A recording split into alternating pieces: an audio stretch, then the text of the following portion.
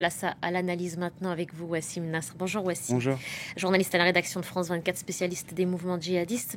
Wassim, les talibans, je le disais tout à l'heure dans les titres, ont dénoncé une violation de leur territoire, une violation du droit international sans jamais nommer Ayman al-Zawahiri. Qu'est-ce qu'il faut comprendre dans Oui, ces effectivement, déclarations? donc ils ont fait un communiqué, on va dire, à minima. Et si on lit le communiqué, la dernière phrase, ils disent dans la dernière phrase, si ce genre d'opération se répète, il y aura des conséquences pour les accords de Doha et les relations avec les Américains. Donc c'est comme s'ils tournaient la page en fait de ce qui s'est passé. Parce que eux, ce qui les intéresse, c'est aussi de garder des bonnes relations, que ce soit avec les Américains ou la communauté internationale, parce qu'ils cherchent in fine une reconnaissance. Donc ça passe pour cette fois, mais ne recommencez pas En en tout cas, substance, c'est c'est ce ce qu'ils qu'on disent. entend dans le communiqué, qui est vraiment à minima. Et c'est pas un communiqué revendicatif. Zawahiri n'est pas cité énormément. Et ça, il faut, quand on rentre dans le détail de la machine, on va dire des talibans, par exemple le porte-parole, Baradar, qui est aux affaires étrangères, c'est pas des amis d'Al-Qaïda. Donc même si Al-Qaïda est marié avec les talibans, et il y a des bonnes franges des talibans qui sont pro-Al-Qaïda, qui ont abrité Al-Qaïda, comme les Haqqani. D'ailleurs, il a été tué dans une maison d'un bras droit de Haqqani, qui est lui-même sous prime par les Américains, qui est lui-même sous sanction et qui est aujourd'hui le ministre de l'Intérieur des talibans. Donc au sein même des talibans, il y a plusieurs mouvances. Ben Laden lui-même, dans ses dernières lettres à Zawahiri et à d'autres, il a mis en garde contre, entre guillemets, les mauvais talibans.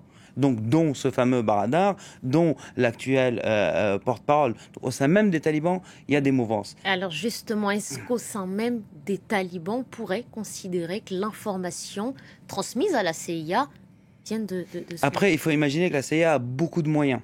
Beaucoup de moyens pour suivre ce genre de cible pour eux. Et en général, la faute qu'il a faite, c'est en essayant de rejoindre sa famille.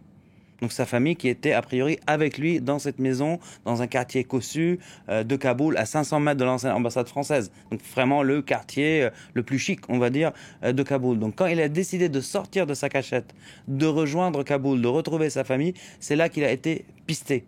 Après aussi, les Américains ont dit que d'après des renseignements humains sur zone, ils ont pu confirmer que c'est bien Zawahiri qui a été tué. Donc quand on sait qu'au sein même des talibans, il y a des gens qui ne sont pas plutôt pour Al-Qaïda et que même du vivant de Ben Laden, ils ont essayé de convaincre le Mollah Omar de le lâcher, de le donner aux Américains, on peut imaginer qu'il y a peut-être certains membres des talibans qui l'ont donné.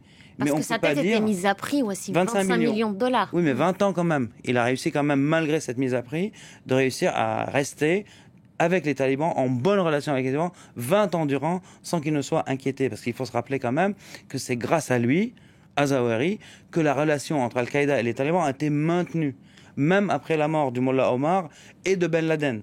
Donc ça, c'est très important. Ça fait partie de son legs, on va dire. Mis à part du fait qu'il était un des penseurs d'Al-Qaïda, mais dernièrement, il n'avait plus de rôle opérationnel. Même dans le 11 septembre, il n'y avait pas de rôle opérationnel. Il était plutôt contre ce genre d'attaque internationale et pour plus d'attaques contre le régime égyptien, etc., etc. Et d'ailleurs, c'est ce qu'il a fait avant de mourir, c'est de donner beaucoup de liberté aux franchises d'Al-Qaïda pour qu'elles s'imbriquent dans les dynamiques locales et se concentrer moins sur l'ennemi lointain, ce que voulait Ben Laden, donc les Américains. Et sa disparition, son élimination pose maintenant la question de l'avenir Il y a la question de la d'Al-Qaïda. succession, parce que c'est le deuxième après Ben Laden.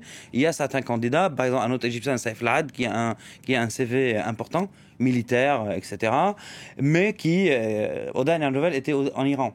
Donc il était sous résidence surveillée en Iran. Donc est-ce que quelqu'un sous résidence surveillée en Iran pourrait prendre les rênes d'Al-Qaïda? Les filiales ne le suivront pas. S'il a quitté l'Iran vers l'Afghanistan, ça pourrait se passer. En tout cas, c'est le candidat qui ressort aujourd'hui le plus. Et la personnalité du candidat aura des conséquences sur les filiales d'Al-Qaïda, mais aussi sur la guerre entre Al-Qaïda et l'État islamique. Donc tuer des chefs, c'est une loterie, toujours. Donc là, si c'est un jeune qui prend le relais pour schématiser et qui est beaucoup plus déterminé et qui a beaucoup plus de charisme, parce que Zawahiri manquait de charisme par rapport à Ben Laden, ça peut redonner une impulsion au groupe. Merci beaucoup, Wassim. Merci pour toutes ces précisions et ces éléments de compréhension.